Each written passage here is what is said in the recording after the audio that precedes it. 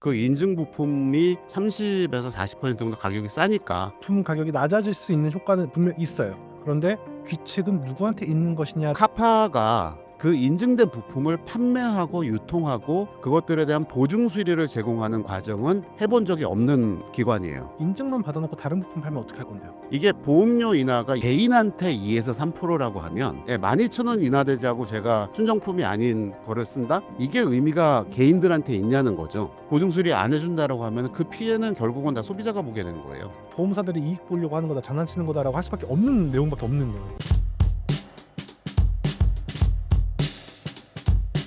네, 반갑습니다. 저는 자동차 칼럼니스트 이동희라고 하고요. 지금은 이제 풀드로틀 컴퍼니라고 하는 자동차 교육하고 컨설팅 회사를 운영을 하고 있습니다. 저는 자동차 생활이라는 잡지사에서 기자로 생활을 시작을 했는데, 그러다가 이제 수입차 쪽에 상품 기획이라든가 교육, 판매 지점장 생활도 좀 했고요. 그 전에 사실은 자동차 보험 관련된 대리점도 1년 정도 한 적이 있어서 차와 관련된 모든 것들을 타고 평가하고 산업에 대해서 이야기하는 칼럼니스트입니다. 안녕하세요. 저는 자동차 매체 카울릭의 김학수 기자라고 합니다. 저는 올해로 17년 정도 활동을 하게 됐고요. 자동차부터 시작했다기보다는 저는 원래 모터스포츠를 전문적으로 다루고 있었다가 점점 자동차로 확장을 해서 현재까지 이르게 되었고요. 궁금한 거가 있으면 직접 꼭 해봐야 되는 스타일로 지금까지 활동을 해왔을 것 같습니다. 오늘 이렇게 좋은 자리 불러주셔서 감사합니다. 8월 16일부터 시행되는 자동차 보험 개정 약관이 많이 시끄럽습니다. 우선 개정 약관의 핵심 내용은 무엇이며 바뀌게 된 배경은 무엇인가요? 결론부터 얘기하자면 니들이 원하는 대로 좀 발 뺄 테니까 좀 봐줘 정도밖에 안 된다고 봐요. 근데 이게 정말 좋은 거냐? 그거는 좀 이제부터 좀 생각을 해봐야 될 것 같습니다. 네, 내용을 정리를 하자면요. 일단은 4월 달에 약관 개정안이 발표가 되면서 그때만 해도 사실은 좀 잠잠했죠. 이게 8월 16일 날부터 신규 혹은 갱신하는 자동차 보험 계약에 적용이 되는 내용이고요. 대체 품질 인증 부품이라는 거를 사용을 해서 우선 적용을 하고 그걸로 차의 수리를 하자. 그래서 그렇게 하는 걸로 인해서 수리비, 그러니까 보험금으로 지급되는 거를 좀 낮춰서, 그래서 보험료도 사람들이 내야 되는 보험료도 좀 인하를 하고 수리비도 좀 절감을 하고, 그리고 손해보험사들의 손해율, 그러니까 받는 보험료 대비 나가는 보험금의 비율인 손해율을 좀 조절을 해서 수익성을 좀 높여보자라는 얘기가 나왔었죠. 사실 어떻게 본다면 그 문장이 가장 중요했던 것 같아요. 우리 돈 좀 벌게 해주세요. 그리고 거기서 누가 피해를 보는 게 가장 좋겠느냐라는 생각을 했을 때 가입자 피해가 보는 게 가장 우리가 이익을 보기 좋은 방법인 것 같다라고 좀 파악을 해서 아주 예쁘게 대의 명분을 담아서 포장을 한 느낌인 거죠. 그러니까 사실 핵심으로 이슈가 되는 거는 그거예요. 그러니까 이 대체 인증 부품이라고 하는 거, 이게 어쨌든 순정 부품하고 같은 성능을 낸다라는 거를 카파라고 하는 한국 자동차 부품 협회에서 인증을 해주고, 그 인증 부품이 순정품 대비해서 적어도 30에서 40% 정도 가격이 싸니까 그걸로 보상을 해주는 방식으로 가자. 이게 사실은 핵심이었었거든요. 그를 통해서 흔히 말하는 순정 부품에 비해서 훨씬 더 저렴한 제품, 하지만 품질이나 성능은 동일한 제품을 써주세요 라고 하는 거죠. 그렇게 되면 사실 생각보다 많은 부품 가격이 낮아질 수 있는 효과는 분명 있어요. 그런데 그게 과연 올바르냐, 아니면은 소비자가 믿을 수 있느냐, 혹은 여러 가지 문제가 발생됨에 있어서 규칙은 누구한테 있는 것이냐라는 교통정리가 전혀 안 되는 상태예요, 지금은. 그게 사실은 가장 큰 문제라고 봅니다. 그러니까 그림은 되게 예쁘거든요. 사실은 정확하게 보면 인증을 해주는 곳이 있고 싼 부품을 써서 보험료를 낮출 수가 있고, 그러면은 모든 사람이 다 해피할 거 아니냐지만 실제로 보게 되면 일단 첫 번째 이슈는 나는 내가 내 차에 순정품으로 만들어진 자동차 제조사에서 제작한 부품으로 만들어진 차를 샀고 그 차를 기준으로 보험료를 냈어요. 자기 차량 손해라는 걸 가입하면 그 차량 값은 그 값입니다. 그런데 왜 나는 보험료를 다 냈는데 싼 부품으로 교환을 해주냐는 거죠. 내가 낸 보험료보다 받는 보험금이 더 작아지게 되는 상황이 되는 거예요. 그거 자체가 일단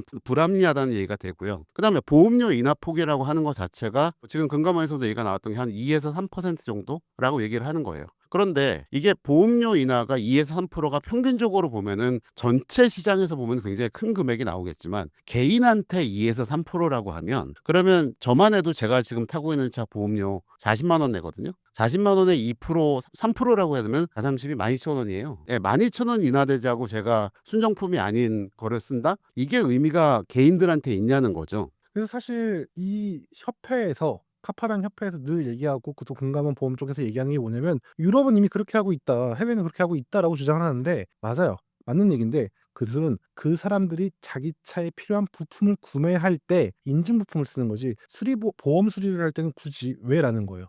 그러니까 내가 내 와이퍼가 좀 문제가 있어. 아니면 뭐 헤드라이트가 깨졌네. 내 돈으로 고치기에 순정은 너무 비싸니까 좀 저렴하게 사야지. 이런 식의 선택지는 충분히 합리적이죠. 근데 왜 내 차의 완벽한 모습을 타인에 의해서 손해가 봤는데 내가 왜 그걸 타협을 해야 되고 내가 왜 손해를 봐야 돼라는 심리적인 영역까지도 문제가 되는 거예요. 네. 게다가 우리나라 가장 중요하게 여기는 거 있죠. 중고차 가격. 그렇죠. 그러니까 이게 중고차 가격도 마찬가지인 거예요. 순정품으로 교환을 해서 그러니까 중고차 매매할 때도 마찬가지지만 내가 타면서 사실은 싼 부품 써서 교환할 수 있죠. 근데 그거는 그냥 내가 탈 때 얘기고요. 사는 사람 입장에서는 저 차는 당연히 순정품을 쓴 정상적인 상태라고 생각을 할 거예요. 그런데 대체 부품을 사용해서 고쳐진 차다? 수리가 된 차다? 그러면 더 싸게 줄 거냐는 거죠. 이것도 사실은 그 문제가 됩니다, 실제로. 그래서 차라리 이 이전에 뭐 자차 수리 같은 걸 할 때 순정품을 쓰시면 환급을 해드려요. 이런 식이라면 훨씬 더 의미가 있는 거죠. 왜냐면 내가 선택할 수 있으니까요. 내가 내 차에 순정이 아니라 품질 보증 부품이 들어가는구나라는 걸 내가 감수하고 내가 선택을 하는 거니까요. 마치 이제 비행기를 탔을 때 비즈니스가 풀 부킹되면 캐시백을 해드릴 테니까 낮추시 이런 식으로 제한을 받잖아요. 그런 개념으로 내가 선택을 하는 거라면은 충분히 합리적이죠. 그런데 그런 것도 다 없애버리고 그리고 심지어 환급 가격이랑 보험료 할인 가격을 비교하자면 이거는 이전 게 훨씬 더 매력적인 선택지가 돼요. 네. 그래서 이게 8월 7일 날 나왔던 보완 조치라는 거가 소비자가 특약으로 보험료 갱신 8월 16일서부터 이제 갱신을 할 때 혹은 신규로 가입할 때 특약으로 순정품 무리 수선을 하겠다. 수리를 우선하겠다라는 거를 체크를 할 수 있게 한다고 했어요. 그러면 내 차를 수리할 때는 무조건 일단 순정품을 쓰게 되는 거죠. 그런데 아마 이때도 특히 자차 보험으로 내가 벽을 긁거나 다른 차랑 사고가 나서 내 차를 내 귀책 사유로 해서 내 차를 수리해야 되는 상황에서 분명히 보상 담당 직원들이 얘기할 겁니다. 이거 정품 쓰시면 견적 1,000만 원 나왔는데요. 대체 부품 쓰시면 공인 빼고 부품에서만 몇백만 원 아낄 수 있어요. 이걸로 하실래요? 라고 얘기를 할 거예요. 그러면 안 할 사람은 없습니다. 그런데 아까 말씀드린 것처럼 그렇게 수리를 하고 난 다음에 그 부품이 제대로 돼 있는 건지에 대한 확신이라든가 그다음에 나중에 중고차를 팔 때 문제라든가 이런 것들은 사람들이 모르는 상태에서 그런 권유가 올 거라는 거죠. 이거는 많은 사람들이 알고 있어야 되는 부분입니다. 그리고 아마 오늘 심사임당에서 저희를 불러주신 이유 중 하나가 이게 정말 이렇게 됐을 때 차가 문제가 없느냐라는 것도 좀 중요할 것 같아요. 사실은 많은 분들이 아시겠지만 이미 자동차는 거대한 밸류체인이 되어 있기 때문에 전 세계 어디 나라에서나 부품 만들고 그 부품들로 다 조립을 해서 하나의 차가 완성이 되는 거예요. 그런데 그러한 복잡한 구조체에 순정 브랜드가 전혀 인지하지 못하는 브랜드가 인증하는 게 아닌 다른 협회가 인증하는 부품이 들어갔을 때 100% 정상 작동할 수 있느냐라는 아주 심각한 고민을 해봐야 돼요. 그렇습니다. 이게 자동차가 점점 더 복잡해져 가고 전자장비도 많아졌잖아요. 그래서 이 8월 7일 날 나왔던 보완 조치에도 무슨 내용이 있냐면 5년 안에 신차 같은 경우는 무조건 그다음에 주요 안전 부품 같은 경우 그러니까 브레이크 조향장치 타이어 같은 거는 반드시 순정품을 사용하도록 하겠다라고 얘기는 나왔어요. 그런데 그러면 그거 말고 나머지 부품들에서 특히 외장 부품들 팬더라든가 범퍼라든가 이런 것들에는 품질 인증 부품을 우선 적용하고 그걸로 환급을 해주겠다 이런 식으로 얘기를 했거든요. 범퍼가 그냥 이게 플라스틱 부품이 아닌 상태가 됐어요. 요즘에 나와서 판매되는 차들 보면 전방 추돌 방지 보조 혹은 전방 추돌 경고 기능 혹은 주차 보조 센서 같은 게 대부분 다 기본으로 나옵니다. 그러면 여기서 말하는 이 금감원에서 보완 조치에서 얘기했던 외장 부품에는 범퍼 그 자체 플라스틱 틀만 이야기하는 건지 아니면 센서들을 전방 추돌 방지 레이더라든가 그다음에 헤드라이트의 각도 조절하는 부분이라든가 혹은 주차 보조 센서라든가 하는 것들 초음파 센서로도 이런 것들이 다 포함된 거냐는 거예요. 정의가 명확하지 않기 때문에 시장에서는 당연히 혼란이 생길 수밖에 없고요. 시장에서 혼란이라고 하니까 여기서 이제 붙여서 말씀을 드리면 물론 카파가 그 국토교통부에서 2012년서부터 자동차 대체 부품을 인증하는 기관으로 설립이 된 거는 맞아요. 그리고 여기가 세계적으로 뭐 미국에 있는 CAPA라든가 혹은 뭐 유럽의 이마크라든가 국제 인증을 준 거에서 공인 시험을 하고 있는 것도 맞습니다. 그런데 중요한 거는 뭐냐면 이렇게 인증된 부품들이라고 했을 때 그 인증된 부품을 판매하고 유통하고 그것들에 대한 보증 수리를 제공하는 과정은 해본 적이 없는 기관이에요. 그러니까 사실은 그 부분이 저는 가장 제일 의심스러워요. 그래서 이거는 제가 조금 더 이따가 다시 말씀드리긴 할 건데 그러니까 그런 거죠. 인증만 받아놓고 다른 부품 팔면 어떻게 할 건데요? 간단하게 얘기하자면. 그래서 물론 이제 그런 내용들은 있어요. 그러니까 가서 수시로 가서 공장도 점검하고 생산 시설 직접 확인도 하겠다. 예, 생산 시설을 확인한다고 하면은 과연 카파라는 곳에서 다 할 수 있는 일인가요? 이 생산 시설 중국에 있고 해외 해외에 있고 남미 동남아에 있고 그럴 텐데요. 그것들은 서류상으로 결국 확인한다는 거는 거의 불가능하다고 저는 생각을 하고요. 그다음에 또 하나는 뭐냐면 이렇게 가져온 부품들을 이제 보증수리기관들, 부품 보증수리기관들을 다 지정을 해야 됩니다. 그런데 그 보증수리에 대한 얘기가 지금 이 내용에는 없어요.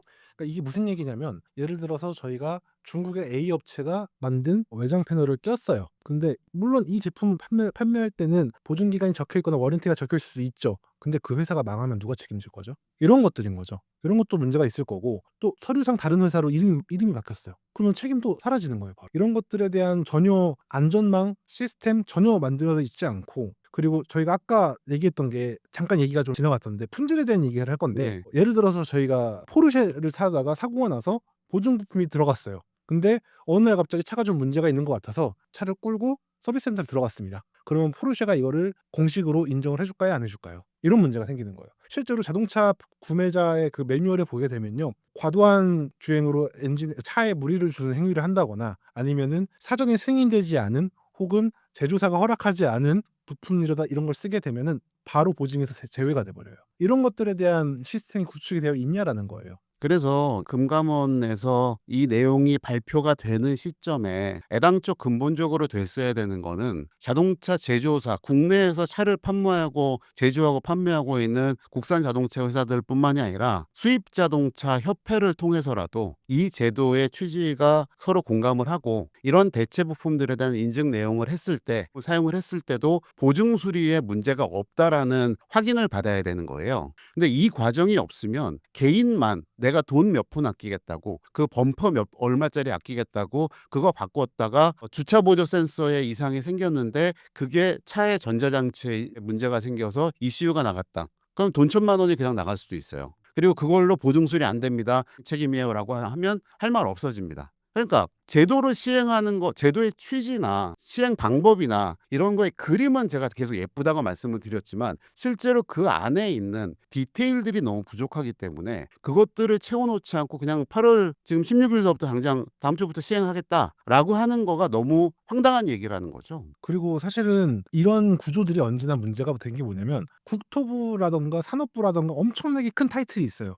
근데 그 뒤에 있는 실제 이 시스템을 굴리는 유관 기관들이 과연 그걸 다 커버리지를 할 수 있는 규모를 갖고 있느냐라는 거에 대한 질문도 굉장히 크게 들어갈 수밖에 없는 거고요. 그리고 사실 저는 정말 애석하게도 협회를 믿지 않아요. 지금까지 제가 경험해봤던 협회들 실제로 이 협회가 만들어지고 활성화되는 과정까지 옆에 다 지켜본 경험이 있는데 굉장히 좋지 않습니다. 실제로 지금 이게 어떻게 보면 약간 특정 인물을 좀 노려서 설명하는 걸 수 있는데 이 정책에 대해서 굉장히 옹호하시는 분 있잖아요. 그런 분들이 관련 협회에 굉장히 연관이 많이 되어 있는 분들이에요. 그러니까 정말 실제로 진정한 교수분이나 전문 학계 전문가가 아니라 연관성이 있는 분들이 자기의 타이틀을 걸고 이거를 좋다라고 말씀하시면 그건 이해관계가 껴있는 거거든요. 그건 좀 냉정하게 봐야죠. 그래서 레거시 언론들도 그런 부분을 좀 더 검증할 필요가 있다고 봅니다. 협회에 대해서 좀 얘기를 좀 해봐야 될 것 같아요. 사실은 선배께서 먼저 말씀해 주신 대로 여러 가지의 그런 규격이라던가 인증 규정, 뭐 시스템 이런 걸 갖고 왔다고 해요. 근데 이걸 갖고 오고 협의를 한 거랑 실제 그렇게 운영되고 있느냐를 지속적으로 검증하는 건 별개의 얘기예요. 실제로 예전에도 튜닝협회가 놀랍게도 우리나라에 3개인가 4개인가가 있어요. 근데 다 달라요, 운영 방식이. 그리고 유관 기관도 달라요. 어디는 환경부고 어디는 국토부고 어디는 산업부예요. 이게 다 분산되어 있어요. 이런 것들이 그런데 그런 협회들이 지금 정말 필드 앞에서 나와서 제대로 일을 하고 있느냐? 아니거든요. 그리고 그 협회 내에서도 이해관계가 엉켜 있어요. 어떤 튜닝협회는 어떤 부품 특정 부품 제조사가 중심이 되어서 설립이 되어 있고 어떤 튜닝협회는 캠핑용품을 만드는 업체들끼리 모여 있고 이런 식으로 좀 꼬여 있거든요. 이런 것들이 과연 이 카파에서도 의심을 거둘 수가 있느냐? 라는 건 좀 심각하게 다뤄봐야 될 문제가 되겠고요. 실제로 카파의 문제점이 가장 큰 게 그 카파가 인증한 부품이 무엇이 있느냐라는 걸 좀 봤을 때 알 수 있거든요. 보통 우리가 그냥 단순히 바디킷이라든가 헤드라이트라든가 이런 정상적인 제품들은 잘 만들었나 보다, 휘도라든가 내구성이라든가 발열이 문제가 없나 보다라고 넘어갈 수 있어요. 근데 무한단물 아시죠? 무한단물 같은 것들도 몇 개가 인증이 되어 있습니다. 그러면은 100가지가 잘 되어 있어도 그 한두 개 같은 이건 말도 안 되지라는 것들이 들어가 있는 경우가 있거든요. 예전에 뭐 전류 안정기라던가 네, 연비 개선하는 그런 제품들도 있었죠. 그렇죠. 시거잭에 이걸 꽂으면 연비가 좋아져요. 이런 부품들, 그런 것과 유사한 제품들이 지금 인증받은 게 몇 가지가 있어요. 특히 파워 윈스턴이라고 해가지고 배기관을 잘라요. 그리고 그 안에 스크류 형태의 구조물을 넣습니다. 그럼 연비가 좋아지고 출력이 좋아지고 배기압이 좋아져서 배출가스가 깨끗해지고 뭐 이런 내용들이 들어가요. 근데 사실 예전에 한 10년 전, 15년 전에 많은 업체들이 실제로 이 배기압을 조절을 해가지고 출력이나 효율성 뭐 이런 것들을 좀 연구하려고 했었는데 잘 안 됐어요. 근데 그런 제품들이 아직도 계속 유통이 되고 있고 있다는 거죠. 심지어 그리고 그거를 이 협회에서 인증을 해주고 있으니까 대체 부품으로 인증을 하고 있기 때문에 물론 이제 그 제품들이 테스트도 거쳐요. 테스트도 거치고 실차 테스트를 거쳐서 하는데 결과적으로 보면 그렇습니다. 특정 영역에서 출력이 좋아질 수 있어요. 그런데 테스트 과정을 뺀 나머지 영역에서 자동차라는 거는 굉장히 다양한 주행 조건에서 굉장히 다양한 운전자에 의해서 운행이 되는 차입니다. 그러면 테스트 조건이 몇 가지가 있어서 예를 들어 아까 말씀하셨던 제품 같은 경우에는 뭐 30km, 50km, 70km, 100km의 정속 주행을 30km 이상 했을 때 그때 연비의 개선 효과를 봤다. 그때 잘 나올 수 있습니다. 그런데 그게 아니라 정속 주행이 아니라 30에서 60으로 가속을 할 때라든가 흔히 우리가 얘기하는 네, 공인인증 공인 인증을 연비를 공인 인증하는 CVS 75 모드로 제가 평가를 했다면 진짜로 그런가 보다라고 믿을 수 있어요. 그런데 연비를 인증하는 자동차 회사에서 연비를 공식적으로 인증하는 방식으로 테스트를 하지 않았기 때문에 그 테스트 자체에 의미가 있냐는 거를 의심을 할 수밖에 없는 거고요. 그리고 여기서 다시 한번 이야기가 나온 게 그겁니다. 부품 인증했어요. 카파에서 부품 인증했습니다. 좋아요. 그러면 그 부품에 대해서 믿을 수 있다고 칩시다. 자동차 회사에서 그 부품을 사용을 했을 때 보증 수리 계속 해줄 거냐는 거예요. 그러니까 저는 이 지금 계속 얘기가 나오고 있는 대체 인증 부품이라고 하는 거가 소비자들 사이에서 이야기가 제가 가장 먼저 돼야 되는 부분은 자동차 보증 수리하고 관련된 부분이 핵심적으로 있어야 된다고 얘기를 해야 된다고 봅니다. 그렇죠. 인증 부품이 들어간 차를 완벽한 순정으로 인정해 줄 수 있느냐 네. 하는 거죠. 그러니까 이게 그래서 지금 이 금감원에서도 보안 자료로 나왔었던 거가 5년 이내 신차나 주요 안전 부품은 반드시 순정품을 사용하도록 하겠다. 이걸로 이 순정품에 대한 그 보증 수리 논란을 피해가려고 하셨던 것 같은데 일반 부품 같은 경우에는 5년에 10만 킬로가 국내에 판매되는 차들 중에 가장 통상적으로 예, 가장 긴 워런티. 가장 긴 워런티 보증 수리 기간입니다. 그런데 특정 부품들이 있어요. 예를 들어서 배출가스 관련된 부품이라든가 전동화 예, 모델이라든가 전동화 모듈이라든가 전기 모터라든가 이런 것들은 보증 수리 기간이 훨씬 더 깁니다. 그것들은 어떻게 할 거냐는 거예요. 그러니까 그리고 그런 차들이 전기차가 많이 팔리면 많이 팔릴수록 전기와 관련된 구동 계통의 보증 수리 기간은 훨씬 더 길거든요. 그러면 그것들은 이미 5년이 넘어갔을 때 보증 수리 안 해준다라고 하면 그 피해는 결국은 다 소비자가 보게 되는 거예요. 왜냐면은 제조사 입장에서는 우리는 우리 기준이 있는데 보험사가 그렇게 못하게 막아버리게 되면 이 괴리가 되어버리는 거죠. 그러면은 우리가 인정하지 않은 수리가 돼버렸는데 우리가 이거를 순정이라고 할 수 있냐라는 논리가 더 세지는 거예요. 그래서 이게 지금 금감원에서 아까 잠깐 그 튜닝 협회 얘기가 나왔었었는데 자동차라는 거가 사실은 국가 정부 기관들의 굉장히 여러 부서들이 관여하는 겁니다. 사실은 맞아요. 그래서 국토부가 있고요. 산업적인 거에서 산업부가 하고요. 배출가스 나오니까 환경부에서도 얘기를 하고요. 그리고 지금처럼 보험이 있으니까 금감원을 포함한 그쪽에서도 얘기를 하고요. 이게 도로를 날리기 때문에 행정안전부, 경찰에서도 관여가 됩니다. 그러니까 어차피 자동차라는 물건은 이렇게 여러 가지 부서에서 하게 되는 거예요. 근데 이거를 통합해서 한 군데서 관리를 해주지 못하면 이런 일이 지금 벌어지는 겁니다. 왜? 부품 인증과 관련된 거는 국토부 소관이거든요. 그렇죠. 근데 국토부 소관인데 국토부 산하에 있는 카파에서 한 거를 자동차 회사들이 보증을 인증을 못 해준다? 이거는 얘기가 다른 얘기인 거죠. 그 다음에 이렇게 됐을 때 배출가스가 인증을 받은 거랑 똑같이 나온다는 보장이 있느냐? 그럼 이건 또 이제 환경부에서 얘기를 할 수가 있어요. 그냥 금감원에서 이거 보험료 낮추려면 부품 싼 거 써서 하죠. 라고 해서 발표로 끝날 내용이 아니라는 거죠. 너무 쉽게 단순하게 생각해서 내놓은 정책이라서 그래서 좀 걱정이 되는 겁니다. 그렇죠. 이게 말씀하셨던 게 어떤 얘기냐면 자동차라는 거를 건드리려면 굉장히 많은 부분에서 건드리를 해야 돼요. 실제로 모터스포츠 같은 경우도 대한민국에 일어나는 모터스포츠의 대회 규정은 국토부 환경부의 관리 감독을 받아야 될 정도로 되게 복잡한데 그런 게 제대로 이루어지지 않는 경우도 있었거든요. 근데 지금 이것도 마찬가지예요. 유관부서하고 전혀 논의가 전혀 안 돼 있고 그리고 자꾸 제가 이거 보험사들이 이익 보려고 하는 거다 장난치는 거다라고 할 수밖에 없는 내용밖에 없는 거예요. 왜냐면 아주 조금만 생각해 보면 이로 인해서 발생할 문제들과 충돌 갈등이 너무나 많은데 그냥 여기서는 보험료 낮춰줄게 우리 손해율 낮춰줄게 이거밖에 없는 거예요 사실상. 그리고 여기서 말한 주요 안전 부품이라는 게 과연 이것만 안전 부품일까요? 자동차는 굉장히 복잡하거든요 사실은. 부품 하나만 바꿔도 차가 이상해지고 움직임이 달라질 수 있는 건데 이건 굉장히 큰 문제가 되죠. 게다가 사실은 이 정책을 통해서 수리 비용이 낮춰지는 건 고가의 차를 사시는 분들이에요 사실상. 왜냐면 염가의 차량들은 물론 현대모비스에 납품하는 부품 업체들이 바로 다이렉트로 제품 판매하면 모비스보다 저렴하게 팔긴 할 겁니다. 하지만 정말 놀랍게도 모비스의 도장을 찍고 나오는 그 절차를 거쳤음에도 이 모비스 순정 제품들은 글로벌 기준으로 봤을 때 굉장히 저렴한 부품이에요. 그렇기 때문에 굳이 순정품이 아닌 인증부품을 쓰지 않아도 큰 비용 지출은 없거든요. 근데 수입차를 타시는 분들은 얘기가 달라져요. 그런데 그런 차량들은 심지어 부품을 바꿨을 때 모듈이 규격이 안 맞으면 거부를 하는 경우도 있어요. 계속 경고등을 띄우고. 이런 것들까지 다 책임질 수 있냐는 얘기예요 저희는. 그래서 이 대체 부품을 쓰게 된다는 거가 생각보다 되게 복잡한 이슈라는 거로 한 줄 더 요약이 되는 거예요. 그래서 수입차를 오랫동안 타시는 분들 같은 경우에는 공식 서비스 센터에 잘 안 가시는 분들이 많습니다. 국내 공식 수입사를 통해서 오는 경우에는 정비센터가 비싼 경우가 많거든요.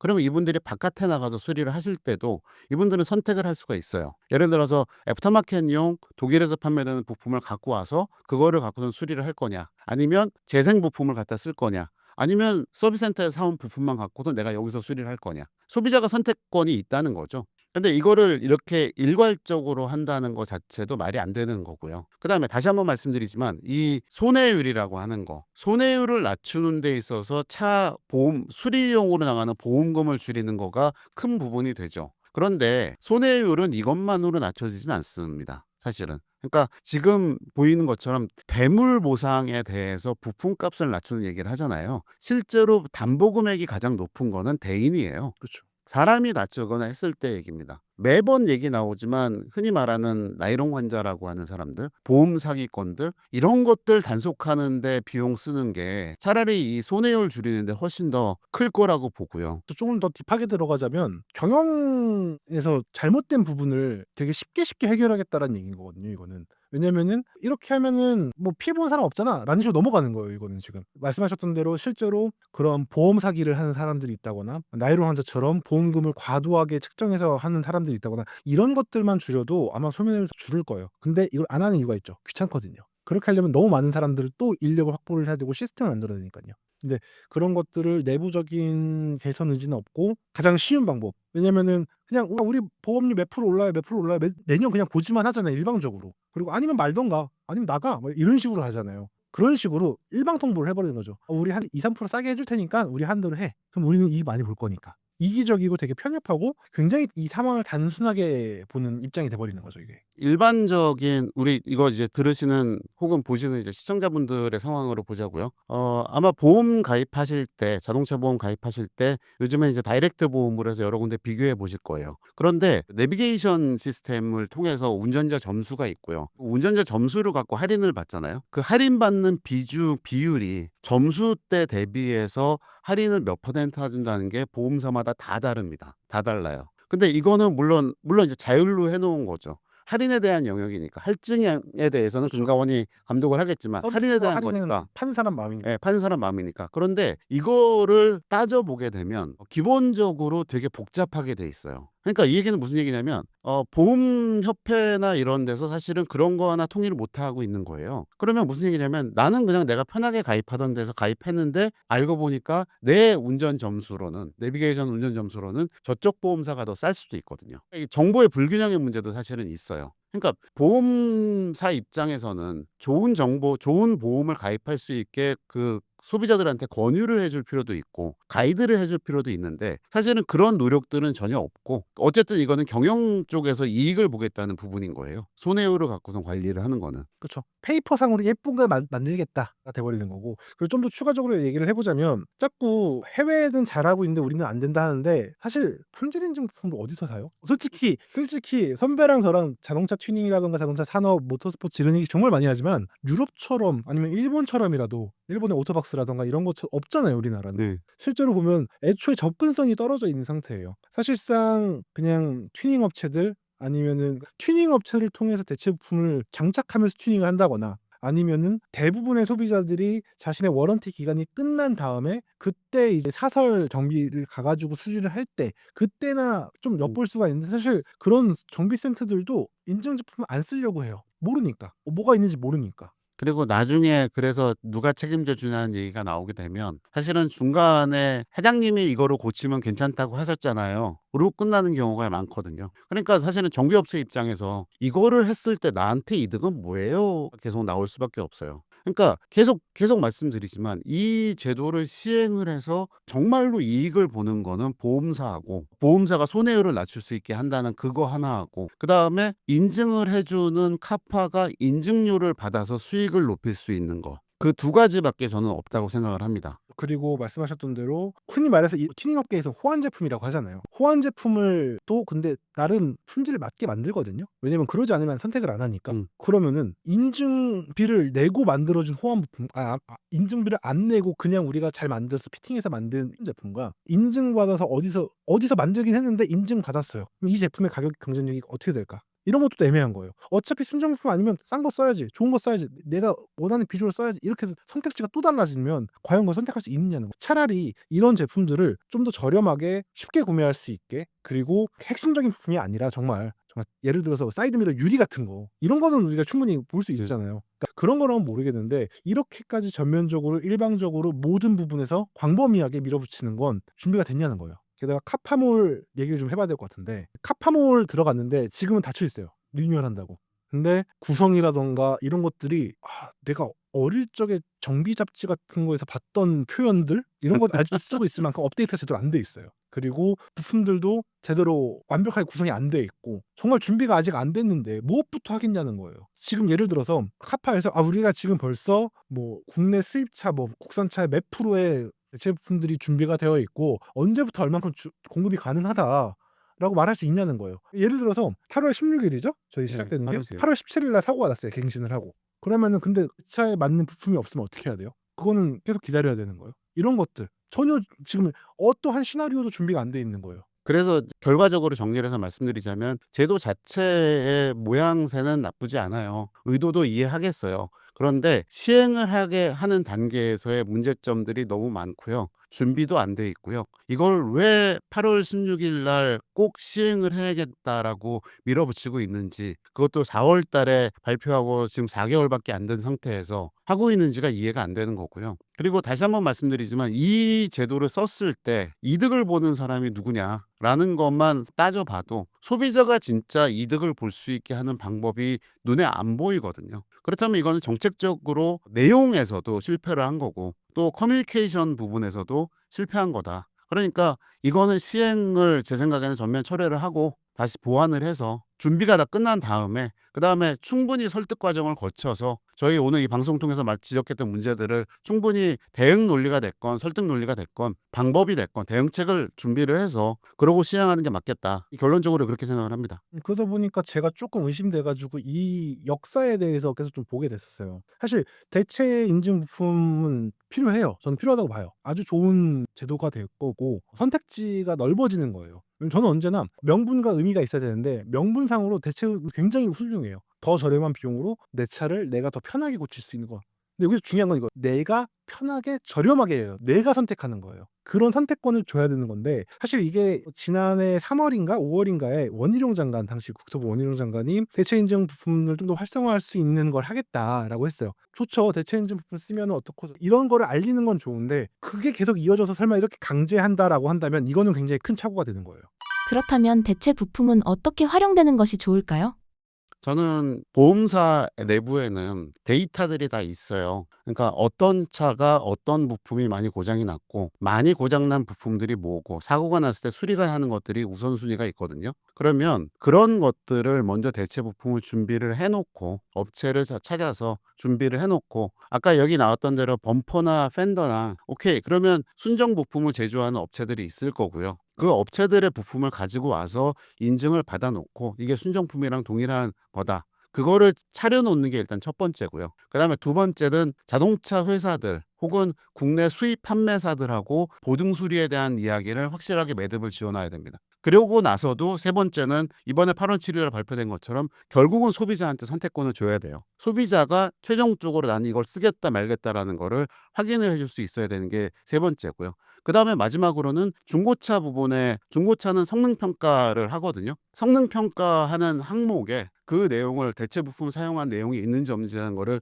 추가를 하고 그거에 대해서 가격 산정하는 데도 반영할 수 있게 해줘야지 혹은 그걸 했다고 해서 이게 문제가 안 된다라는 거를 보증을 누군가가 할 수 있는 그런 제도가 갖춰져야 된다고 봅니다. 저는 이거예요. 이거를 할 거면은 선택하는 사람이 그러니까 선택을 할 수 있어요. 역시 마찬가지예요. 선택지가 제일 중요해요. 선택을 해야 되고 그 선택으로 인한 베네핏이 무엇이냐예요. 왜냐면은 보험 수주를 하는 건 내 돈이 들어가는 게 아니에요, 기본적으로. 물론 내 돈이 들어가는 경우도 있지만 근데 내 돈이 많이 들어가는 건 아니란 말이에요. 내가 내 차를 내가 실수했을 때 '아 요거 대충 이렇게 인증 제품으로 대충 써야지.' 이런 생각을 하는 사람이 있을 수 있어요. 예를 들어서 서킷을 탄다거나 와인딩을 한다거나 짐칸을 하시는 분들은 바디킷은 금방금방 부서질 수 있으니까 그런 거는 인증 제품 붙여서 끼고 소모품처럼 쓸 수 있단 말이에요. 근데 그런 게 아니고 사업하시는 분들이라든가 아니면 뭐 번들링 서비스를 하는 그런 VIP 세단 같은 것들은 애초에 그런 일이 없단 말이에요. 그러면은 어떤 경우가 대체 인증을 부품을 쓰는 게 맞느냐, 품질 보증 이런 것들에 대한 시나리오가 되게 잘 마련되어 있어야 돼요. 그리고 솔직히 말씀드려서 선배께서 말했던 제조사나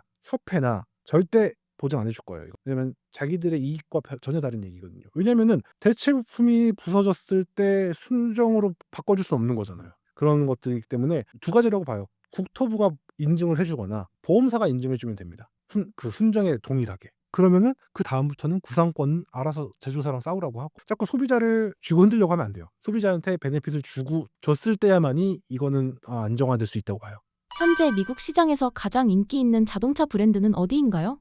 이게 좀 애매한 게요. 미국은요, 자동차 브랜드라기보다는 차종에 대한 선호도가 굉장히 높고요, 먼저. 그런 관점에서 봤을 때 크게 보면 픽업 트럭 시장과 픽업 트럭이 아닌 시장 이렇게 크게 나눌 수 있을 것 같아요. 어쨌든 수치적으로 본다면은 아무래도 크게 보면 토요타 그리고 GM과 포드가 상위권을 차지하고 있죠. 좀 더 디테일하게 설명 부탁드릴게요. 네. 일단은 판매 대수로 보면 미국이 1년에 한 1,500만 대에서 1,600만 대 정도 차가 팔립니다. 이거는 승용차, 상용차 그러니까 우리나라에서는 트럭이라고 하지만 사실은 경사용차로 들어가는 픽업 트럭들 다 포함된 내용이고요. 그 1,500만 대, 1,600만 대 중에서 80% 정도가 경트럭이라고 얘기하는 우리식으로 얘기하는 SUV들을 포함을 하는 픽업을 합쳐서 80%가 되고요. 세단하고 해치백이 20% 미만 정도가 됩니다. 그러니까 상품의 구성으로 볼 때 그렇게 되고요. 어쨌든 미국 시장의 판매 1위는 토요타입니다. 연간 한 200만 대 정도를 팔아요. 그러니까 1,600만 대 중에 200만 대 정도가 토요타. 그다음에 포드가 비슷하게 1,600, 1,200만 대와 가까이 1,960만 대 정도 팔고요. 그다음에 쉐보레도 170만 대 정도를 팔아요. 그러니까 그 세 군데가 200, 200, 170 정도 해서 한 600만 대 정도를 판다고 보시면 되고요. 그 밑으로도 혼다가 130, 그다음에 닛산이 한 86만, 현대가 83만, 기아가 78만. 그래서 현대 기아를 합치면 한 150만, 160만 대 정도가 4위까지 올라가게 돼요. 예, 그렇죠. 그러면 판매량 기준으로 그룹사 기준으로 하면은 이제 4위까지 올라가게 되고요. 테슬라는 미국에서 한 65만 대 정도를 팝니다. 그런데 테슬라는 흔히 말하는 그 브랜드의 초기에 붐 기간은 끝났죠. 이제 좀 더 냉정하게 평가받는 시기가 왔고 테슬라의 발목을 끌어내리는 브랜드들이 추가로 등장하고 있기 때문에 아마 이대로 유지가 되지 않을까 예. 싶은 상황이죠. 그리고 이제 우리나라에서는 이제 수입차 시장에서 보면은 BMW가 1등 하고요. 벤츠 2등 하고요. 이런 식으로 쭉 내려가는데 그다음에 볼보 3등 하고 볼보랑 아우디랑 네, 왔다 갔다 하죠. 근데 거기 비슷해요. 비슷합니다. 그래서 미국도 BMW가 한 37만 대, 벤츠가 한 34만 대, 렉서스가 한 35만 대 정도 팔고요. 약간 갖다를 붙이면 제네시스도 최근에 굉장히 빠르게 성장하고 네, 그래서 있더라고요. 10만 대 가까이 판매가 올라갔죠. 굉장히 크게 대단한 게 사실은 이렇게 대중적인 브랜드의 프리미엄 브랜드가 연달아 성공하기 쉽지가 않아요. 예. 실제로 어큐라 같이 네. 부진한 경우도 있고 인피니티도 굉장히 부진하거든요. 그런 게 비하면 그 부분을 제네시스가 잘 가져오고 있는 그런 현재 시장 상황이라고 할 수 있겠죠. 그리고 우리랑 비교를 하면 우리나라는 어쨌든 자동차가 그 사회적 지위를 나타내는 어떤 표시처럼 보여지는 경우가 많은데요. 명함이죠, 명함. 네, 명함처럼 보여지는 경우가 많은데, 그래서 하다못해 예전에 참 기가 막혔던 광고도 있었죠. 너 요즘에 어떻게 지내라는 질문에 그랜저로 답했다라는 얘기가 있었던 거가 참 그렇습니다. 예. 솔직히 말하면 제가 천박했죠. 굉장히 천박했죠. 그래서 그런 것처럼 사실은 지위를 나타내는데 미국에서는 그것보다는 그냥 내가 원하는 차를 타는 거고요. 그다음에 미국에서 승용 세단 SUV 중에 1등으로 팔리는 게 토요타의 RAV4예요. RAV4인데 그게 우리나라식으로 하면 투싼 정도 크기 됩니다. 그렇죠. 그러니까 그 투싼 정도의 SUV, 그다음에 세단에서는 캠리가 가장 많이 팔리고요. 그러니까 토요타가 1등을 하는 건데, 그렇게 많이 팔리다 보니까 이런 차들은 거기에서는 그냥 일상적으로 쓰는, 우리가 흔히 얘기하는 스레빠 같은 차라고 얘기를 해요. 우리나라에 와서는 캠리나 그런 차가 수입차로서 고급차는 아니지만 수입차라고 대우력을 받지만, 약간 국산차에서 살짝 반단계 올라간 느낌이 네, 근데 우리나라랑 달리 거기는 그냥 슬리퍼처럼 매일 타는 그런 용도로 쓰이고 있는 거죠. 그러니까 차에 대한 접근 방식이 우리나라랑 다르다고 생각하시는 게 맞아요. 거기는 그냥 차가 없으면 못 삽니다. 예를 들어서 우리가 저녁에 막 얘기를 하다가 출출한데 편의점에 갔다 올까 하면은 우리는 그냥 대충 추행이 있고 걸어갔다 오면 되거든요. 근데 미국은 그럴 수가 없어요. 미국은 차를 타야 돼요, 일단. 네, 그래서 일부 대도시, 뭐 뉴욕이라든가 그런 거에 한복판을 제외하면 이런 거가 불가능하기 때문에 차가 반드시 있어야 되는 필수품에 가깝죠. 어떻게 보면 우리나라는 아파트 중심의 그런 공동주거가 굉장히 익숙하지만 여전히 미국은 흔히 말하는 컨트리 개념의 그런 사회 구조를 갖고 있기 때문에 좀 차이가 있죠. 최근 미국과 주요 자동차 생산국 간의 관세 협상이 타결됐습니다. 이번 협상의 가장 큰 특징은 무엇이며 궁극적으로 가장 큰 이익을 볼나라는 어디라고 보십니까? 일단은 이번 협정은요, 굉장히 깡패 같은 짓을 한 거고요. 그리고 굉장히 덮어놓고 협상을 한 거여서 정말 디테일한 부분을 계속 봐야 돼요. 왜냐면 최근에 일본 관세 이슈가 굉장히 크게 발생된 게 이 관세를 어떻게 평가할 것인가, 그러니까 이 단어를 어떻게 해석할 것이냐라는 입장 차이가 굉장히 컸거든요. 근데 미국이 강대국이라는 이름 하나로 사실상 밀어붙인 거기 때문에 좀 좋지 않은 협상이다. 그리고 그동안 그렇게 국제적으로 만들어 왔던 자유무역 지구에 대한 그런 미국의 의지라던가 세계적인 무역 질서 이런 것들을 한 번에 타파시켜 버리는 굉장히 나쁜 내용이었고요. 네, 그리고 이제 국가별로 좀 주요한 걸 찾아보면은 EU하고 한국과 일본이 일단 기본 관세 15%를 두고 세부적인 내용이 좀 정리가 된 상태인 거죠. 그래서 이게 저는 큰 그림에서 보게 되면 트럼프 대통령이 물론 기인이죠, 사실은. 온갖 일들을 다 하고 있으니까. 그런데 이번에 관세를 갖고 전 세계랑 이렇게 협상을 한 거는 굉장히 똑똑한 딜을 했다고 생각을 해요. 무슨 얘기냐면 미국이라는 시장이 매력적이니까 거기를 포기할 회사나 나라는 없거든요. 그러면 모든 나라가 갑자기 약자가 되는 상황인 거예요. 협상 테이블에 올라왔을 때 약자가 되는 상황이 되고, 그리고 거기에서 관세를 어디는 15%를 주고 어디는 0%를 주고 어디는 뭐 그런 식으로 관세율을 조절을 하면서 문제를 정리를 했단 말이죠. 제일 관세가 높은 데가 중국, 베트남, 태국입니다. 그렇죠. 거기는 34에서 46% 되는데 여기들은 미국이 마음에 안 드는 나라들이에요. 그렇죠. 그리고 미국 대미 적자가 굉장히 큰, 미국의 적자가 굉장히 큰 나라들입니다. 그러면 이 관세를 높임으로 해서 그곳에서 들어오는 물건들에 대한 경쟁력을 떨어뜨려서 수입량을 줄이겠다는 거거든요. 그다음에 마음에 드는 나라들, 일단 우리나라 같은 경우는 뭐 15%가 됐는데, 근데 일본이 15%가 됐다고, 그거는 둘째 문제고 저는 둘째 문제라고 생각을 하고요. 그러니까 미국에다가 자동차랑 관점에서만 볼 때 미국에다가 자동차를 많이 팔고 있는 나라들, 그러니까 시장 권역으로 볼 때 유럽 권역, 그다음에 우리 일본 정도인데 이 세 군데의 관세율이 사실은 크게 차이가 나진 않아요. 그러면 미국에 판매되는 차들의 대수의 기준이라든가 판매 내용에서는 사실은 크게 문제가 되지 않을 겁니다. 또 그러면 차값이 높아지니까 사는 사람들이 비싸게 살 거 아니냐라고 얘기를 할 텐데, 저는 트럼프가 생각하는 15%라고 하는 거가 굉장히 절묘한 부분이라고 생각을 해요. 왜냐하면 자동차 회사들이 통상적으로 가져가는 판매 단계에서, 그러니까 제조사가 있고요. 제조사가 도매를 하잖아요. 그럼 도매를 해서 딜러들이 차를 사고 딜러가 소매를 합니다. 이 마진율이 15에서 25% 왔다 갔다 해요. 그리고 프리미엄 브랜드일수록 그 마진율이 커지죠. 특히 미국 시장은 자동차 회사가 직판을 하는 게 없고요. 다 딜러 체제입니다. 그 얘기는 무슨 얘기냐면, 그러니까 수입하는 회사, 제조사가 갖고 있는 마진의 폭이 있고요. 그 다음에 딜러가 갖고 있는 마진의 폭이 있어요. 그러면 이 마진의 폭을 합치면 적어도 30%는 됩니다. 그러면 15%라고 하는 관세, 아까 말씀드린 대로 미국에서 팔리고 있는 차들의 특히 외국계 회사들에서 15%라고 하는 관세는 사실은 그 마진폭 안에서 어느 정도 흡수를 할 수가 있어요.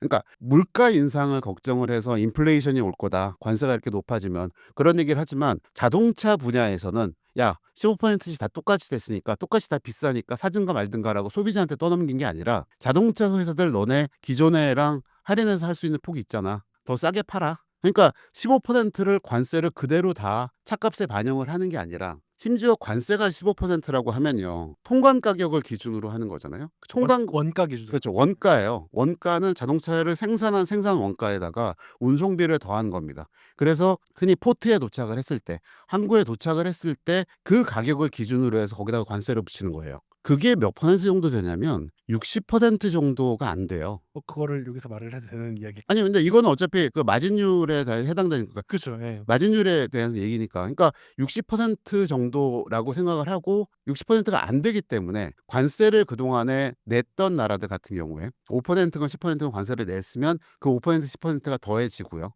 그 다음에 현지 법인이 운영할 수 있는 운영 마진을 붙이고 딜러한테 홀세일을 해서, 도매를 해서 그 딜러가 판매하는 마진을 갖고 운영을 하는 겁니다. 15% 관세는 결국은 50%에 붙는 거기 때문에 실제로 차값에 미치는 영향은 7%밖에 안 돼요. 이렇게 따지면. 그렇죠. 그리고 이렇게 저렇게 흡수하는 걸 치게 되면은 많이 올리지 못할 거예요. 네, 실제로 저는 가격 인상, 소비자 가격이 인상되는 거는 5% 미만이라고 저는 생각을 합니다. 만약 이거를 관세가 15% 올랐으니까 우리도 15% 소비자 가격 올릴 거예요 라고 하는 자동차 회사들은 미친 거예요. 다 같이 담합을 하지 않는 이상 네, 다 그렇게 하지 않는 이상 안 되는 거죠. 그러면 그런 미친 짓을 하지 않을 거라는 거는 트럼프는 알고선 딱 요 정도 선에서 억제를 했다고 생각을 해요. 그리고 여기에서 하나는, 또 하나 중요한 거는 이제 결국은 미국 브랜드를 키우기 위한 겁니다. 캐나다라든가 멕시코 이야기를 안 할 수가 없는데, 미국 회사라고 하면 우리가 주로 이제 제너럴 모터스, 그다음에 포드, 그다음에 지금은 이제 스텔란티스가 된 크라이슬러 차들을 이야기를 하잖아요. 이 세 회사가 미국 안에서 생산하는 것보다도 캐나다와 멕시코에서 생산하는 것들이 굉장히 많습니다. 실제로 데이터를 보게 되면 GM 같은 경우는 약 35%에서 40% 정도가 미국 외 지역에서 생산을 해서 미국에 팔고 있고, 포드 같은 경우가 20 몇 프로, 30% 정도 선에서 멕시코 의존도가 있고요. 스텔란티스가 굉장히 큰 문제죠, 사실은. 스텔란티스가 사실상 50% 이상, 60% 가량이 미국 외 지역에서 생산해서 미국으로 갖고 오거든요. 사실상 그런 거예요. 캐나다랑 미국으로 빼내간 생산 설비 다시 갖고 와라라고 하는 거죠. 왜냐? 트럼프는 러스트벨트에서 굉장히 큰 인기를 얻고 있기 때문에 최근에 여러 가지 부정적인 이슈가 있음에도 내가 하는 거죠. 내가 다시 미국으로 생산 공장 갖고 왔어라고 할 수 있는, 그게 엄청나게 큰 무기가 되는 거죠. 그래서 흔히 말하는 대로 이제 USMCA라고 얘기를 하잖아요. 그러니까 미국하고 캐나다하고 그다음에 멕시코하고의 상호 관세 협약을 맺었기 때문에, 발표된 자료로는, 발표된 내용으로서는 35% 캐나다랑 그다음에 멕시코랑 25% 얘기를 했어요. 그런데 이거에 면제 조건이 있습니다. 면제 조건이 뭐냐면, 차의 노동력과 부품 비중이 30%가 넘으면 그러면 이 관세는 면제가 되고 그냥 원래대로 하는 USMCA 그 기준대로 가는 거예요. 그러니까 지금 얘기가 나온 것처럼 생산 공장을 거기서 빼서 갖고 와에 대한 것도 일단 기준상으로 되고요. 그게 안 되면 최소한 거기서 만드는 차들에 대한 부품 미국에서 만든 거 가져가서 하고, 미국 사람이 가서 일해서 돈 벌게 해서 그 돈 가져오는 거 미국으로 나오게 해. 이거를 지금 만들어 놓은 거예요. 그러니까 제가 처음에 말씀드린 것처럼 트럼프가 굉장히 똑똑한 딜을 했다는 거는 이런 부분입니다. 실제로 이러한 것들이 좀 확장돼서 본 게 아마 심상정에 다뤘던 것 같은데, 미국이 세수하는 부채가 굉장히 크거든요. 그래서 이 부채를 빠르게 줄일 수 있는 가장 좋은 방법이 바로 관세예요. 왜냐면 미국 생산된 부가가치는 전혀 건드리지 않고 수입물 통해서 하는 거고, 아까 말씀드렸던 것처럼 실제로 관세는 기업들과 딜러들의 이윤을 줄이는 거지 이 소비자의 지출을 늘리는 건 아니거든요. 물론 그걸 다 소비가에 붙이겠다라고 하는 좀 광인이나 미친 사람가 않는 이상 어쨌든 관세를 통해서 이득을 볼 수 있다라는 거죠. 그러니까 이득을 관세를 붙였을 때 그 수익이 누구한테 가냐면 미국 정부한테 가잖아요. 그러니까 이거는 결과적으로 보면 미 정부가 적자를 덜 보고 무역 수지에서도 적자를 덜 볼 수 있는 방식이 돼요. 그러면 여러 가지 방법을 지금 생각을 같이 한 방에 하는, 어떻게 보면 저는 굉장히 신의 한 수 중에 하나였다고 봅니다. 그리고 여기다가 플러스로 이 관세를 쥐고 흔들면서 투자하는 거 이뤄냈잖아요. 그러니까 우리나라만 하더라도 지금 조선 관련된 것들이 미국에다 투자를 해서 만들기로 했는데 사실 그 부분은 긍정적이기도 해요. 왜냐하면 현재 우리나라 조선 산업이 우리나라에서만 하는 걸로는 그렇게 한계가 있기 때문에 사실 미국으로 가고, 또 이제 어떤 제 주변에서 이제 그쪽 전문가분들 얘기는 미군의, 특히 미 해군의 군함들을 제조하는 것이 된다면 그러면 한국 조선업이 다시 살아날 수 있는 방식이 될 테고, 실제로 그 배경이 되는 것들이 그런 군함을 제조할 수 있는 기술들이 미국에 없기 때문에 그거에 대한 배경으로서 한국을 손잡은 거다, 투자를 유치한 거다라는 얘기를 하거든요. 그렇죠. 사실상 그래서 우리가 관세를 최대한 너희한테 피해를 안 줄 테니까 뭘 해줄 수 있는지 갖고 와봐라고 한 거거든요. 그래서 그런 관점에서 봤을 때 한미 협정은 나쁘지 않다라고도 볼 수 있고 그나마 볼 수 있는 거죠. 하지만 과연 이게 우리가 이미 지난 시간 동안 뭐 십몇 년 동안 같이 만들어 왔던 한미 FTA라는 위대한 성과를 이렇게 일방적으로 박살내는 게 맞느냐라는 건 계속 꼬리표 달릴 수밖에 없겠죠. 그래서 한미 FTA가 사실은 많이들 알고 계신데 관세율 0%였잖아요. 그러다가 지금 15%가 된 건데, 이게 일괄 상호 관세하고 자동차 부품 그 품목 관세가 좀 차이가 좀 있기는 한 거거든요. 근데 일단 기본적으로 자동차만 얘기를 하자면, 일단 한미 FTA는 2006년부터 협상이 시작이 됐어요. 그래서 농업 자동차 서비스 항목으로 시작이 됐다가 관세를 대부분 철폐하는 쪽으로 가고, 쌀 개방은 처음에 제외를 하면서 자동차의 비관세 영역으로 있는 무역 장벽들, 그런 것들을 완화하자는 걸로 시작이 됐고요. 2007년에 이제 공식 서명을 하고 추가 협상을 해서 확정이 된 게 2010년인데, 이게 미국 차의 안전 기준을 완화하는 게 그때는 핵심이었었어요. 그러니까 FMVSS라고 하는 미 연방 자동차 안전 기준을 맞춘 차라면, 그러면 거기다가 이제 뭐 세이프가드니 뭐니 그런 것들까지도 도입을 해서 국내에는 처음에 25,000대까지 그냥 인증 없이. 이게 조금 어려운 건데 간단하게 설명드리면 기본적으로 우리나라의 자동차들은요. 에어램프의 방향지 시승이 주황색이어야 돼요. 그런데 가끔씩 도로를 다니다 보면 그냥 빨간색 미국 차들 있잖아요. 그런 걸 얘기하는 거예요. 그러니까 자동차 인증 기준이라는 게 미국이 다르고 우리나라가 원래 다른데, 미국에서 안전하다라고 미국 정부에서 인증을 받은 차라면 국내에다가 그냥 개조 없이 갖다 팔아도 된다, 이거를 이제 인증을 해준 거죠. 그래서 원래도 있었어요. FMVSS의 면제 조항이 그 전에 한미 FTA 전에도 6,500대까지인가가 됐는데, 그거를 25,000대까지를 늘려서 자가 인증을 할 수 있는 걸로 허용을 해줬던 게 2010년이고요. 그리고 미국 승용차에 대해서는 관세 8%가 있었던 거를 4%로 인하를 하고 철폐를 하자라고 얘기를 하고, 순차적으로 없애는 거. 그리고 한국차가 미국으로 들어가는 거, 그것도 2.5% 관세가 있었는데 이것도 5년 유지한 다음에 완전히 철폐하자라는 합의가 2010년에 있었던 겁니다. 그 2.5%가 일본에 남아 있어서 지금은 일본이 15%냐 17.5%를 갖고 얘기를 하고 있는 거예요. 그러니까 사실은 우리나라는 그냥 15%를 확정인 얘기는 한미 FTA의 덕분인 거죠. 그리고 사실은 이 나프타의 확장이라고 할 수 있는 USMC 같은 게 좋은 게 워낙 근접거리다 보니까 그렇게 좀 상호관세라든가 부품 원산지 증명 이런 것들이 용이한 거고, 반대로 보게 된다면 우리 같은 경우도 GM 같은 경우가 굉장히 머리 아파지는 거죠. 우리는 원산지 증명하기 어려운 영역이 있기 때문에 어쨌든 GM 부품 문화에서 내보내야 되는 것들 그렇게 있는데, 다행이라고 한다면 지금 언급되고 있는 것들에 대해서 우리가 더 열어줄 건 없어요.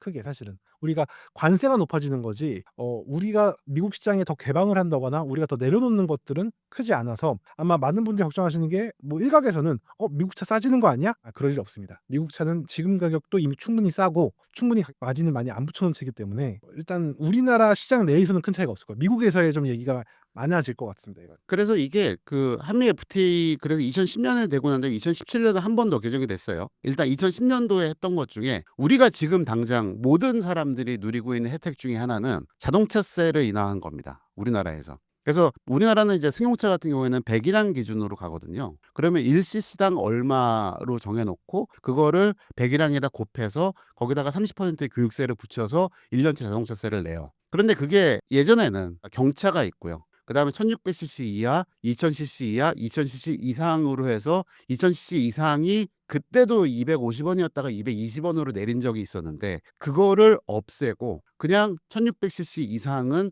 다 cc당 200원으로 한다를 정한 게 한미 FTA 때문에 그런 거예요.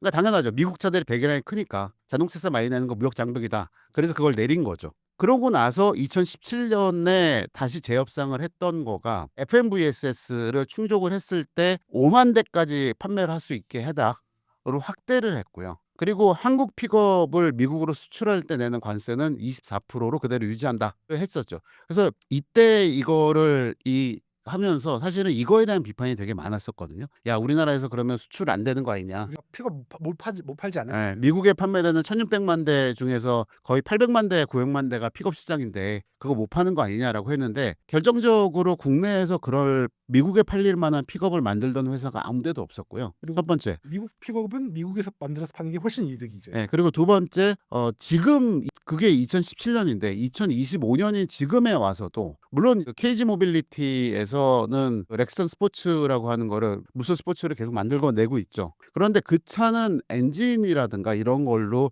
도저히 미국 인증을 맞출 수가 없어요. 상호 인증으로 해도 갖다 팔 수가 없습니다. 그러니까 아예 미국 시장 수출로 안 생각하고 있었던 차예요. 그다음에 현대자동차 그룹이 그때 이후에 뭐를 만들었냐면 투싼이라는 SUV 베이스로 하는 산타크루즈라고 하는 소형 도시명 픽업 트럭을 만들었어요. 그거 미국에서 생산해서 미국에서 팔고 있습니다. 이거 관세율이랑 전혀 상관없이 팔려요. 이번에 올해 나온 기아에서 나오는 타스만이라는 픽업 트럭 호주 시장의 메인이지 미국에다가 판매할 생각은 안 하고 있어요. 아예. 그러니까 애초에 이게 애매한 게 그거예요. 한국에서 트럭을 만들어서 미국에 팔려면요. 한국에서도 팔아야 돼요. 근데 한국에서 요구하는 픽업 트럭과 미국 시장이 요구하는 픽업 트럭은 완전히 달라요. 그러니까 기본 사이즈가 콜로라도부터 시작이에요. 사실상. 그러다 봤을 때 근데 그 트럭들을 한국에서 만들어서 미국에도 생산하고 한국에도 판다? 이게 쉽지 않은 얘기거든요. 그러니까 그 쉐보레 콜로라도라는 차나 이번에 나온 기아 타스만이라는 차나 차 길이가 5.2m가 넘는 차들이거든요. 5.4m 정도로 봐요. 5.4m가 되거든요. 일반적인 주차장의 주차 공간 길이가 5m입니다. 우리나라가. 그래서 걔네들은 일단 앞으로 20cm, 40cm가 튀어나오게 돼 있어요. 그러니까 제일 작은 사이즈가 그거라고 보시면 되는 거예요. 위로 올라가면 갈수록 어마어마한 사이즈들이 있기 때문에 사실 한국 시장에서 트럼프도 그 얘기 했거든요. 한국 시장에다가 픽업 트럭 좀 더 팔아라. 그다음에 일본에다가 이번에 대놓고 그랬다고 하더라고요. F150 왜 안 팔리냐 일본에선 갖고 가다 팔아라. 못 다녀요. 참고로 F150이면요 우스갯소리인데 일본 그 마을 골목 들어가면 껴요. 뜹니다. 도로 폭이 안 돼서 안 돼요. F150만한 공간에서 차가 두 대가 서로 지나가게 만드는 게 일본의 그런 시골 지형이기 때문에 그리고 그래서 일본의 경차 규격이 그렇게 돼 있는 거고요. 근데 여하튼 이 규정을 따라오면서 지금 현재 뭐 관세랑 이런 부분에서는 사실은 우리나라는 FTA가 이렇게 잘 갖춰져 있었기 때문에 이것 덕분에 그나마 관세에 대해서 일본보다는 좀 더 유리한 고정이 있다라고 얘기할 수 있는 거고요. 대신 이제 하나는 좀 걱정이 되는 거는 이 FMVSS가 미국 연방 자동차 안전 기준인데 이거를 충족해서 갖고 오는 차들에 대해서가 조금 나중에 이슈가 생길 수가 있는 것들이 있어요. 예를 들어서 지금은 그러니까 아까 말씀드린 GM이라든가 국내 이제 캐딜락이죠. 캐딜락이라든가 그다음에 포드라든가 그다음에 스텔란티에서는 주로 지프의 모델을 갖고 오고 있는데 이 세 브랜드가 판매하는 양이라고 해봤자 미국서 만들어서 갖고 오는 차들을 다 합쳐봤자 3만 대가 안 됩니다. 그러니까 사실 말하면 저희가 FMVSS를 많이 열어줄 수 있었던 이유가 FTA 때 그걸 단 한 번도 충족시켜 본 적이 없어요. 근데 놀랍게도 지금 말했던 미국 차들이 2020년대 전까지는 정말 가격적인 정책을 정말 공격적으로 많이 가져왔었어요. 그리고 그 한 분이시고요. 지금이야 약간 몇몇 브랜드가 좀 욕먹을 만큼의 행위를 하고 있긴 하지만 아마 미국 전기차가 더 들어오지 않는 이상 이걸 충족시키기 쉽지 않을 거예요 앞으로. 그래서 실제로 이게 제가 왜 이 이야기를 좀 길게 드리냐면 제가 2004년서부터 2011년까지 다임러 크라이슬러 코리아 그러니까 크라이슬러 코리아 지금 뭐 스텔란티스 코리아가 됐습니다만 거기 안에서 상품 기획 업무를 담당을 했었어요. 그리고 심지어 그때 당시에 저희 사장이었던 웨인첨리 사장님이 암참이라고 하는 상공회의소 의장 역할을 하고 있었기 때문에 그때 2010년에 FTA 때 굉장히 주도적인 역할을 했었거든요. 그래서 그 뒷배경이나 이런 것들을 알고 있었지만 사실 한국 정부나 한국 국토부를 포함을 해서 외교부에서 굉장히 방어를 잘한 겁니다. 왜냐하면 저희 입장에서는 더 팔 수 있을까? 5만 대라고요? 5만 대를? 5만 대를? 25,000대를? 저희도 그렇게 팔고 싶어요. 라고 생각은 했지만 실제로 그렇게 팔릴 만한 물건이나 이런 것들이 만들기 어려웠어요. 그렇게 된 거는 2008년에 있던 리만 브러더스 사태가 터진 이후에 미국 자동차 회사들이 경제적으로 그러니까 조금 더 쫄리게 되고 차 개발하는 거나 혹은 이제 집출하는 시장에 대해서 좀 소극적이 됐어요. 효율성 중심으로 바뀌게 됐죠. 이제. 네, 그래서 GM 같은 경우도 지금도 CEO를 하고 있는 메리바라께서 합류를 하시면서 사실 우리나라 자동차 산업 업계에는 굉장히 큰 영향을 미쳤죠. 왜냐하면 2017년에 이분이 사업 정리를 전 세계적으로 했어요. 그래서 유럽에 팔고 있었던 오펠하고 그다음에 영국에 있었던 복스홀 같은 브랜드들을 다 팔아버리고요. 유럽 현지 브랜드에다 팔아버리고요. 스텔란티스 사죠. 그러니까 실제로는 그때는 PSA 푸조한테 그거를 팔아버렸고요. 그다음에 중국 안에 있는 자동차 그룹이나 회사들도 지분 확 줄여갖고 거기에서 판매하는 차들 다 없애버렸고요. 우리나라도 영향을 받았습니다. 그게 군산공장 폐쇄를 한 게 2017년이 그 얘기예요. 그러니까 세단을 없애고 크로스오버하고 픽업 트럭 중심으로 가겠다. 수익이 나는 것들로 가겠다라고 딱 정해를 해버렸기 때문에 크루즈라는 세단을 생산했던 군산공장은 바로 폐쇄가 된 거죠. 그러니까 이런 식으로 어쨌든 GM의 정책이 우리나라에도 영향을 미쳤는데 그렇게 하다 보니까 판매를 할 수 있는 모델의 가짓수는 점점 더 줄었고요. 또 자국 시장을 중심으로 가는 미국 시장을 중심으로 가는 걸로 했기 때문에 글로벌 스탠다드에 맞는 제품들이 나오기가 어려운 거죠. 그러니까 지금 저희가 이제 FTA 얘기를 하고 그다음에 관세 얘기를 하고 있지만 미국 자동차 회사들이 어려워지게 된 거는 관세 때문이 아니라요. 스스로가 그런 자기 안에 갇혀버렸죠. 너무. 규모 안으로 갇혀져서 미국 시장만을 중심으로 생각을 하다 보니까 글로벌 스탠다드에 맞는 물건들을 개발하지 못했다는 거. 저는 그게 가장 큰 이유라고 봅니다. 그리고 그것도 있었고 결국 이어진 게 뭐냐면 여러 가지 프로젝트들 각 국가별 지역별에 특화되어 있던 프로젝트 싹 다 폐기가 돼버린 거예요. 그러다 보니까는 더 축소가 되고 그리고 사실 최근에 미국 자동차 브랜드들의 그런 리더십들을 보게 되면 저기 포드를 제외한 거의 모든 회사들이 빈 카운터들이 중심을 잡고 있어요. 그렇기 때문에 점점 더 소비자들과 괴리가 될 수 있는 위험성이 계속 이어지고 있는 상황인 거죠. 트럼프의 관세 정책, 제조업 부활 정책 등을 통해서 미국 자동차 제조업이 부활할 수 있을 것으로 보실까요?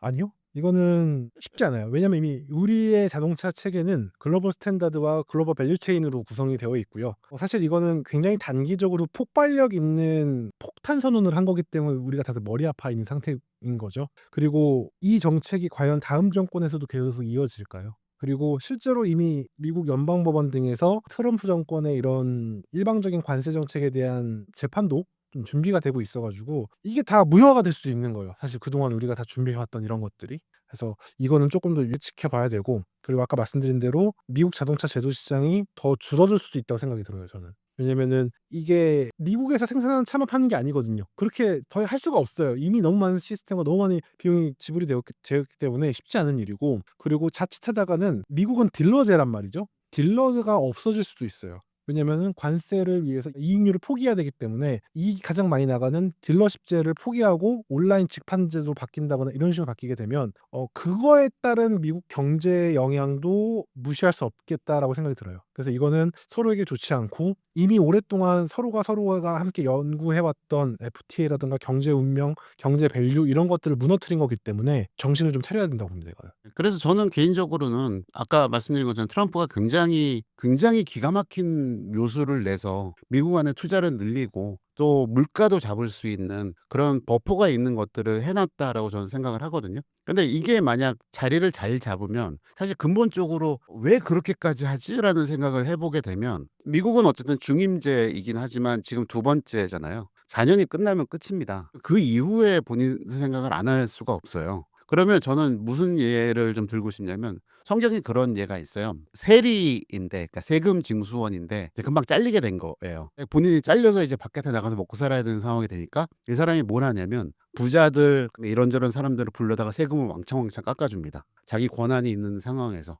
그러고 나서 미래를 준비를 한 거죠. 그러니까 자기도 트럼프도 똑같은 얘기를 할 것 같아요. 앞으로 3년이거든요. 앞으로 3년 동안 이 그 과정을 거쳐가면서 실제로 미국 안에 투자가 일어나고 그다음에 우리나라에서도 결국 조선소라든가 그런 것들을 짓게 될 텐데 그걸 지어서 실제로 미군의 산업이 돌아가게 되면 그러니까 관세 부분에 대한 거는 사실은 리셋을 해도 사실은 상관이 없어요. 그런데 투자는 남을 거라는 거죠. 그리고 투자가 남고 미국에서 결국은 돈이 들어오게 만들어 놓은 방법을 하기는 한 거예요.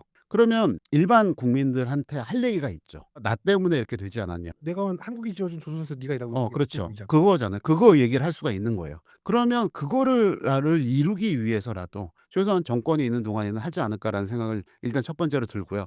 그다음에 미국 브랜드들이 그래서 살아날 것이냐라고 생각을 해보면 사실 자동차 시장이 전 세계 자동차 시장이 8천만 대에서 9천만 대 정도 팔려요. 여러 가지 소식들 아마 보셔서 아시겠지만 중국이 3천만 대고요. 그다음에 두 번째가 미국이고요. 그다음에 세 번째가 EU에 있는 27개 국가를 합쳐서 그게 한 1,200만 대, 1,300만 대 정도 됩니다. 이 세 개를 합치면 얼마냐면 3천에 4천에 되죠. 6천 대요. 이 세 군데서 팔지 못하면 못 판다는 얘기가 되는 겁니다. 그런데 미국 회사들을 보게 되면 스텔란티스라고 하는 회사는 어쨌든 유럽 기반의 푸조 시트로엔과 피아트가 합쳐져 있기 때문에 거기는 유럽하고 미국을 기반으로 간다고 할 수가 있어요. 또 그다음에 지프라는 브랜드는 글로벌 브랜드이기 때문에 글로벌 상황에서 갈 수 있거든요. 그런데 GM 같은 경우는 사실은 럭셔리 브랜드인 캐딜락이 있지만 캐딜락을 타고 있지만 캐딜락이 글로벌 브랜드에서 프리미엄 브랜드로 자리를 잡으려면 유럽에서 성공을 해야 되는데 그렇지 못하거든요. 그러니까 지금 사실 글로벌에서 차 판매 대수들을 보게 되면 토요타가 1등 1,000만 대, 그다음에 폭스바겐이 왕창 줄어서 900만 대, 그리고 현대자동차 그룹이 700만 대, 723만 대, 그리고 제네럴 모터스가 590만 대예요. 이 590만 대 중에 아까 말씀드린 미국 안에서 미국에서만 200만 대, 그다음에 캐나다하고 멕시코에 파는 거 합치면은 400만 대가 넘어요. 그러면 나머지 지역에 파는 거, 우리나라에 팔리는 것들, 그다음에 중국에서 팔리고 있는 것들 합쳐서 그렇게 된다는 얘기예요. 이게 팔릴 수 있는 시장이 있어야 되고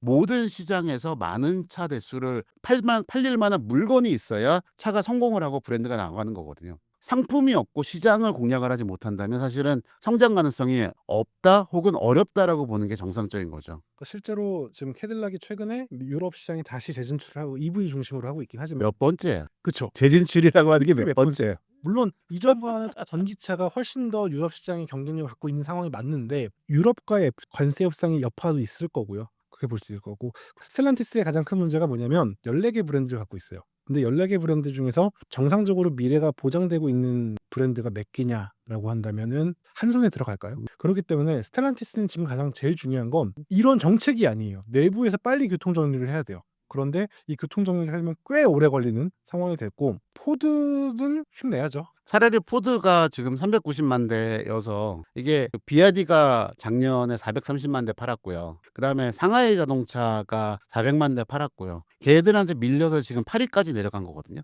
글로벌 기준으로 8위까지 내려간 건데 차라리 포드가 지금은 보면 좀 실속이 있는 것 같기는 해요. 근데 포드도 정확하게 정책 쪽에서 보면은 작년 재작년까지 삽질을 많이 했죠. 그렇죠. 마하2라고 하는 전기차 브랜드로 간다. 그거 때문에 삽질을 많이 했는데 그래도 지금은 방향을 잡아가고 있는 것 같아요.